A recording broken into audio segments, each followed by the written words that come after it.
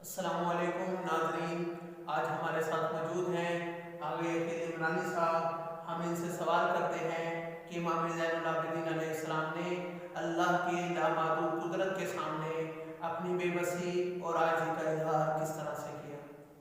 بسم اللہ الرحمن الرحیم۔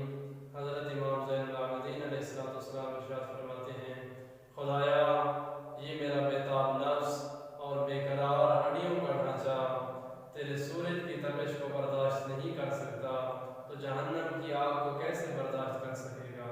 جو تیرے بادل کی گرج سے کانپ اٹھتا ہے وہ کس طرح تیرے غضب کی صدا کو سن سکے گا؟ خدایا اگر میں تیری حکومت سے فرار بھی کرنا چاہوں، چاہے آسمان میں، چاہے زمین کے کسی گوشے میں، چاہے پہاڑوں میں چھپ سکوں، تو تیری اس حکومت سے فرار نہیں کر سکتا۔